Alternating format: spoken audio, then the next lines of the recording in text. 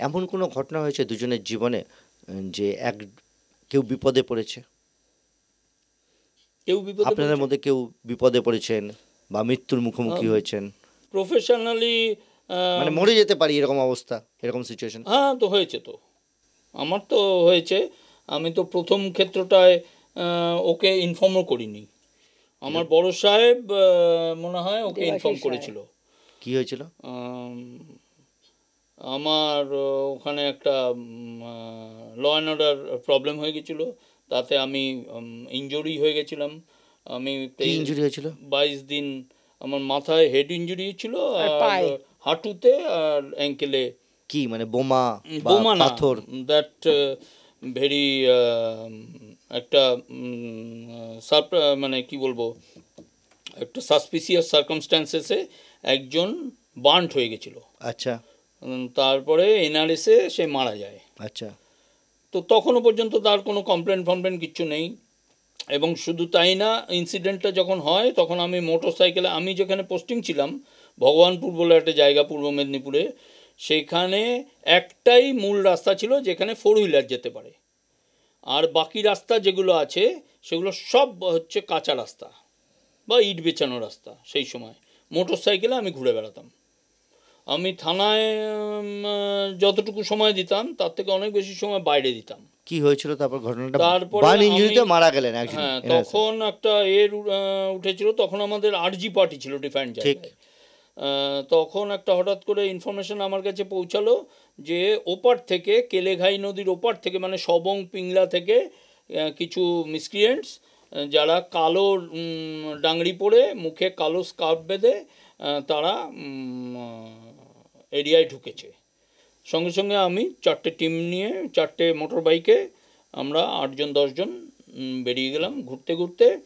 আমাদেরই রাউন্ড মারার সময় আমি জাস্ট দেখে গেলাম, ভীমেশ্বরী বলে একটা জায়গা আছে, সেই ভীমেশ্বরীতে আমি দেখলাম ওই বাড়িটা একটু পয়সাওয়ালা লোকের বাড়ি, একতলাই বাড়ি, তার বরফ কল আছে, গ্রামের যে পয়সাওয়ালা, বরফ কল আছে, কাপড়ের দোকান আছে, এইসব আছে। তো সেইখানে অনেক ভিড়।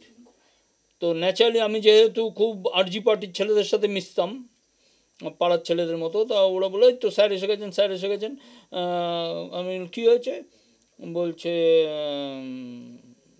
এই ভদ্রমহিলা দেখুন স্যার, কে আগুন দিয়ে চলে গেছে ওনাকে। ওনাকে কিন্তু আমি কিছুক্ষণ আগে যখন ভীমেশ্বরী মোড় দিয়ে যাচ্ছিলাম দেখছিলাম বারান্দায় বসে আছে। তারপর আমি বললাম সে কি, কে আগুন লাগালো? এবার ন্যাচারালি পুলিশকে ইনফর্ম করেছে, বড়বাবু আছে। আমি পুরোটা ওখানে রেকি করতে করতে ভদ্রমহিলাকে দেখলাম একটা ট্যাক্সিতে তোলা হলো, একটা প্রাইভেট কারে তোলা হচ্ছে। আমি জিজ্ঞেস করলাম তাকে যে কে দিল আপনাকে, কি হলো ঘটনাটা? তো উনি দেখলাম ওনার যে কি বলে জায়ের কোলে মাথা দিয়ে শুয়ে আছে, ওনার দেওরও গাড়ির মধ্যে ছিল, হাজব্যান্ড ছিল না। তো উনি কিছু বলতে পারলেন, তাকিয়ে ওই জানলার দিকে, গাড়ির জানলার দিকে তাকিয়ে থাকলেন। তারপরে তো গাড়িটা নিয়ে ওখানে ডিলে করে লাভ নেই, তাড়াতাড়ি পাঠাতে হবে।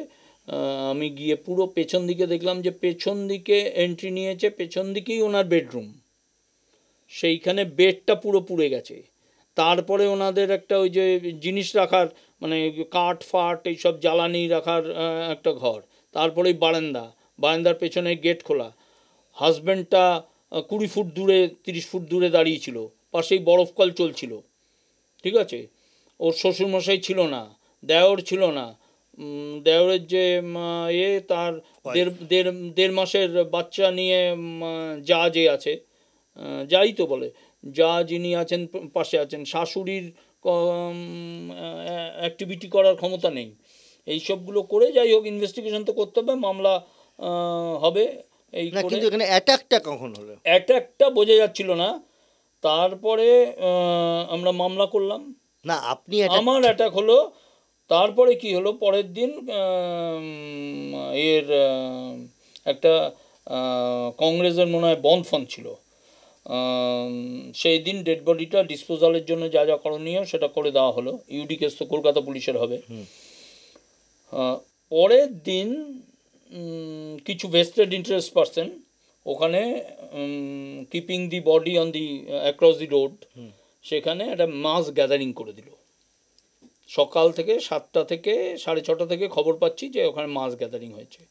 আমার পার্টি পাঠিয়েছি, মোবাইলের টাওয়ার ফাওয়ার খুবই খারাপ অবস্থা তো সেই সময়, ল্যান্ডলাইনেও কোনো ফোন নেই, কিছু আসছে না। এবার আমি আমার একটা সোর্সের একে পাঠালাম, লোকাল সোর্স, দেখ তো গিয়ে কী হচ্ছে, আমাকে ল্যান্ডলাইনে ফোন কর। তো ও গিয়ে বললো, স্যার এদিকে দুদিকে 800,000 গাড়ি দুদিকে দাঁড়িয়ে গেছে মেইন রোডের উপরে, হ্যাঁ, মোংলামারও বাজকুল রোড বন্ধ, আর এই নেতৃস্থানীয় লোক আছে ওখানে। একটা পলিটিক্যাল পার্টির মহাবজ্জাত একটা মাস্টারমশাই লোক ছিল, সে কিন্তু আগের দিন এসছিল ওদের পার্সু করার জন্য, ওই যে কাগজপত্র হাবি যাবি, ঠিক, সে ওইটা করিয়েছে। বিকজ ও টাকা চাইতে এর কাছ থেকে প্রায় কিছু না কিছু মালিকের কাছ থেকে, এই যে মালিকের কাছ থেকে, বুড়োর কাছ থেকে টাকা চাইতো, বুড়ো দিত না, বা 25 টাকা চাইলে 5 টাকা দিত। সেই রাগটা, এই রাগ আছে বুড়ো আর বুড়োর ছেলের ওপরে, সেই জন্যে ওইটা করছে। এবং প্রচুর লোক এনে ওই বুড়ো এবং তার ফ্যামিলির বাকি যারা, তাদের হাজব্যান্ড ছাড়া বাকি যারা, তাদের অ্যাকিউজড করে ওই এটা করছে। অ্যাকিউজ করবে না তাদের। আমি যখন গেছি স্পটে গিয়ে দেখি আমার পুলিশ ওখানে নেই বললেই চলে। এএসআই কোন চা দোকানের ওখানে আছে, আরেকটা এএসআইকে আমি খুঁজেও পাচ্ছি না, আর 2টো কনস্টেবল বোকার মতো রাইফেল নিয়ে দাঁড়িয়ে আছে, যে কোনো সময় ছিনতাই হয়ে যেতে পারে। ওখানে গিয়ে আমি আলটিমেটলি রেস্কিউ করে নিয়ে এলাম। ওই যা লেডি, শাশুড়ি, এজ 56-57, শ্বশুর তার প্রায় 65-68 বয়স, আর দেওরটাকে, হাজব্যান্ড ছিল না, রেস্কিউ করে নিলাম, নাহলে মেরেই দিত ওখানে। রেস্কিউ করে এবার বাইরে এসে দেখি আমাদের পেছনে প্রায় 600-800 লোক, সে উইথ ওয়েপন, লাঠি, সোটা, সরকি, যা যে পেয়েছে, ইট মারছে। তখন সে গাড়ি কোথায় গাড়ি নিয়ে চলে গেছে ওই এএসআই বাবু, ভয়ে পালিয়ে গেছে। মানে ওই এদেরকে রেস্কিউ করে গাড়ি নিয়ে চলে গেছে? না, রেস্কিউ তো আমি করেছি। আচ্ছা, আমার সাথে এক এএসআই ছিল শুধু, আরেকজন যে এএসআই ওখানে গেছিল সে আমার গাড়িটা নিয়ে চলে গেছে, মানে যে থানার গাড়িটা, তখন থানায় একটাই গাড়ি। ঠিক। এবার পুলিশকে ভগবান বাঁচায়, একটা টাটা সুমো কলকাতা থেকে পেশেন্ট নামিয়ে ফিরছে, আমি তো তখন ওকে গান ঠেকিয়ে দিলাম সমস্ত না আমি যাবো না, কিছুতেই যাবো না, আমি যেতেই হবে বলে সমস্ত রেস্কিউ পার্টিকে তুলে, আমার ফোর্সকে তুলে, ওখানে একদম জ্যাম প্যাকড হয়ে গেছে টাটা সুমোটায়, তো অত লোক ধরে না, সে দাঁড়িয়ে পাদানিতে দাঁড়িয়ে কোনো রকমে নাইলে ওখানে আমাদেরই লিঞ্চিং করে দিত। ঠিক, এই একটা ঘটনা ঘটেছিল, সেখানে আমরা লিঞ্চড হয়ে যেতাম। এই ঘটনাটায় আঘাত লাগলো বলেন? মাথায়, পায়ে এবং হাঁটুতে। আচ্ছা, এটা জানাননি? সেটা আমি জানাইনি। কেন জানাননি? টেনশন হবে, ফ্যামিলির টেনশন করে। হ্যাঁ, টেনশন তো করে। আমি পা পুরো ভেঙে গেছে, আমার পা লিগামেন্ট ছিঁড়ে মিড়ে গেছে, হাঁটুটা 3 টুকরো হয়ে গেছিলো বাইক অ্যাক্সিডেন্টে।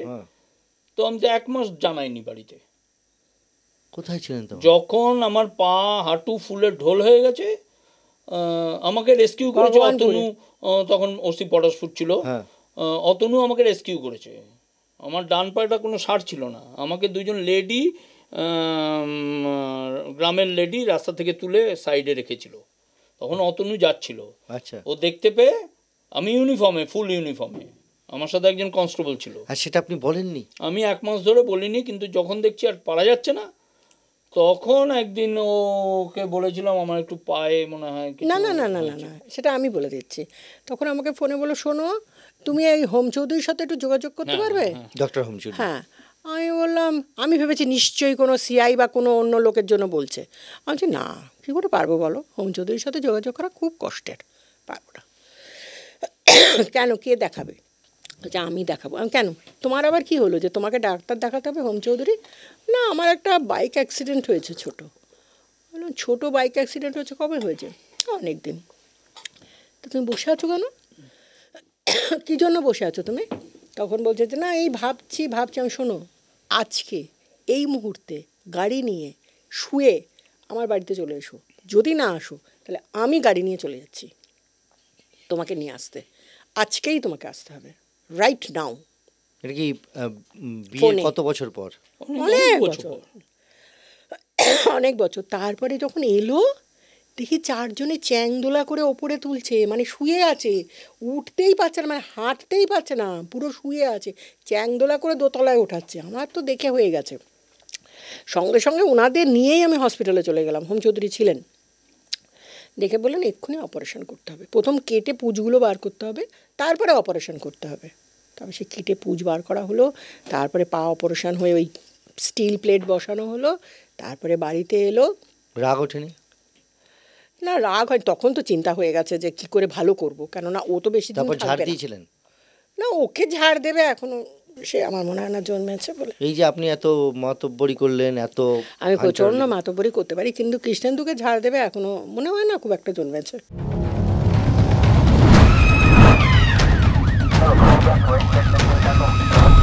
Negative,